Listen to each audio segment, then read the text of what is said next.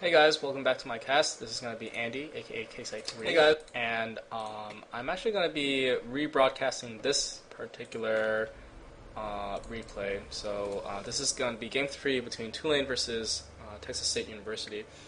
And I noticed that as I was rewatching the, what's it called? The commentary that I made,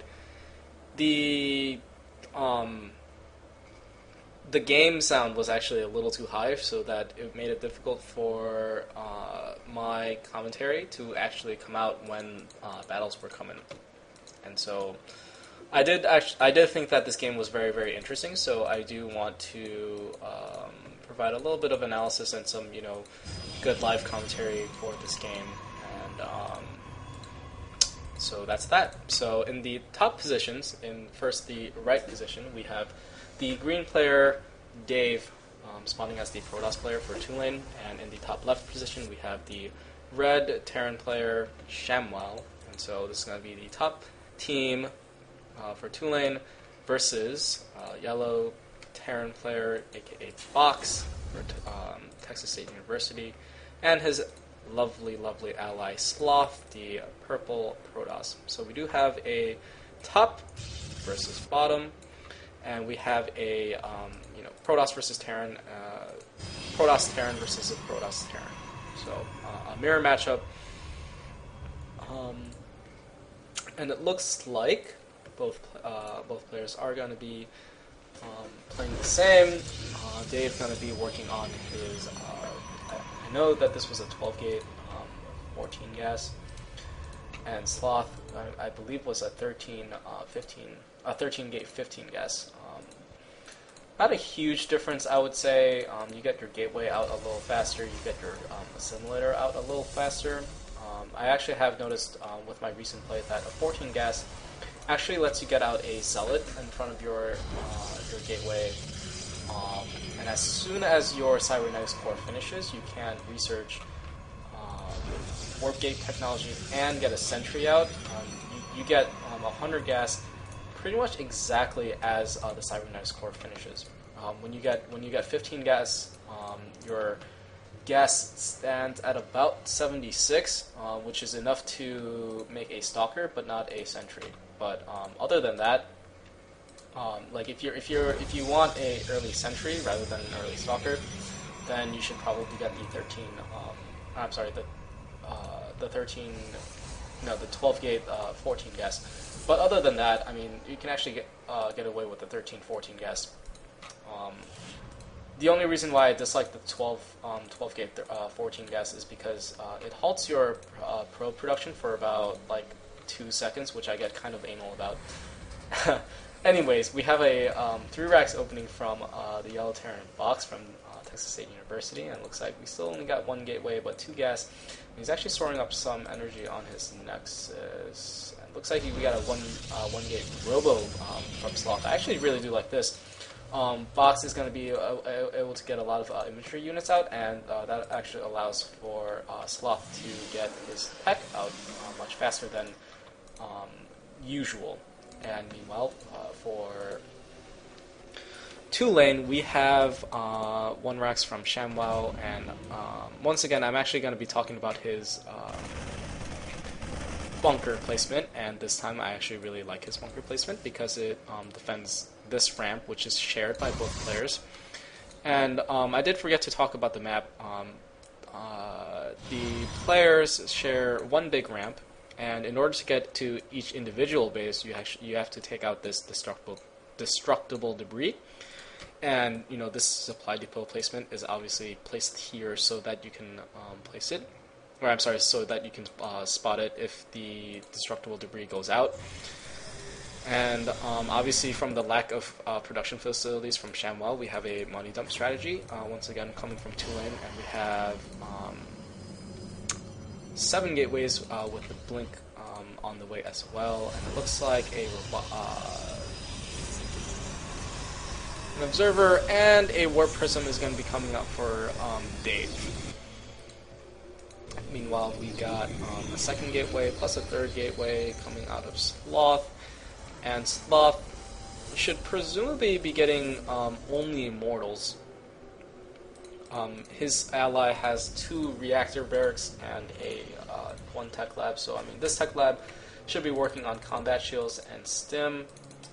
He's going to be pretty marine heavy, and because his Terran ally is marine heavy, the Protoss player should be focusing on immortals. And why do you ask that? Why do you say that?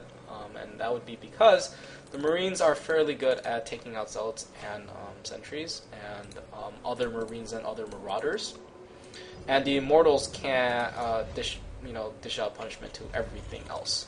Right now, mainly the stalkers that are going to be coming at their base. So I actually think that he should not be producing much out of his gateways. He should just be chrono boosting out immortals nonstop, because his ally is going to be so marine heavy. And it looks like we got the blink up from Dave, and it looks like the second immortal is going to be popping out. If he can finish this out, no, he's actually going to be wasting a blink over here. So I mean, these stalkers are very, very vulnerable. 1 goes down. It looks like only 1 stalker goes down. That's actually quite cool. Looks like the second stalker does go down over here, but I mean, yeah, Dave has some really good control.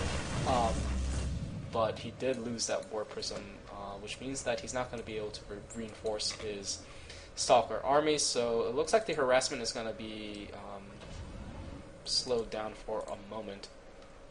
Sloth very correctly continuing to make immortals, and it looks like Dave's going to be going around, seeing what he can harass. The observer is going to be coming in so that he can blink up.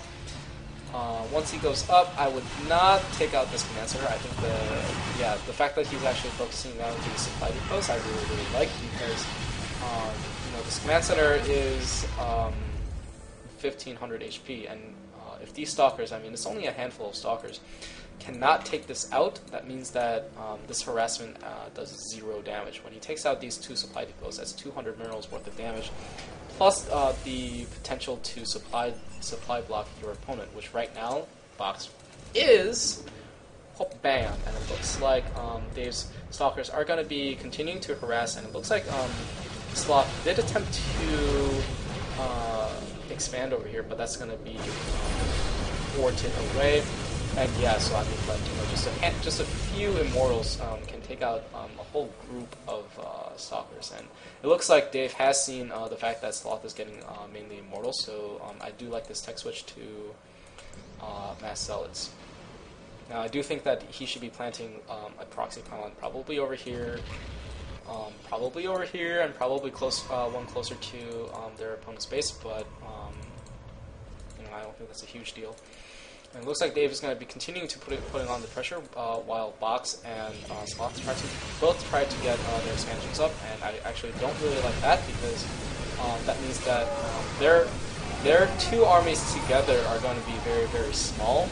I think that only 1 person should be expanding at a time in a 2 versus 2. And it looks like Dave is going to be able to march up here, but the presence of these 3 bunkers is going to be able to stop that. But I mean, that doesn't really matter, because you can take out this and where are you going? Where are you going? Where are you going? No, come back here! Kill this, Dave. I mean, right now, Dave is in a spot where he can't really kill his opponents right now. That means that he should continue to make these stalkers and harass with them, so that his opponents does not get these expansions up. Meanwhile, ShamWoW should be expanding both here and here, so that he can continue to money them, while Dave continues to make a bunch of gateways and such. And so it looks like the observer does get taken out, but at the same time, BoXx's command center gets taken out, so that's very, very good for Team 2-lane. And Sloth, while he was trying to get that Nexus up, it looks like he stopped trying. I think that's a good idea from Sloth. I really don't think that both players on a team should expand at the same time. That is sacrificing your army way too much to the fact that you can very, very easily get attacked and just straight up lose, and that would obviously be bad. It looks like Dave has transitioned into some Colossi. Is range done? Yes, it is, and it looks like additional Colossi are going to be coming down. And it looks like Dave is going to be commenting on the fact that when I was a kid, I always tried to use Black Sheep Wall in multiplayer. If anyone hasn't played StarCraft 1, Black Sheep Wall was the cheat code in single player in order to see the entire map. And obviously, those cheats would not work on multiplayer. That's some nostalgic moments over here. And it looks like Dave is going to be engaging with the two Colossi. And I mean, the Colossus should be able to take out this army very, very quickly, which means everything else goes down easily. It looks like there's going to be a pretty equal exchange here, however. I mean, the Stalker numbers are pretty high, but it looks like the Immortals have been getting some free shots in. Reinforcing Stalkers have arrived, however, so this should be able to beat up, because the two Colossi are doing so much damage over here.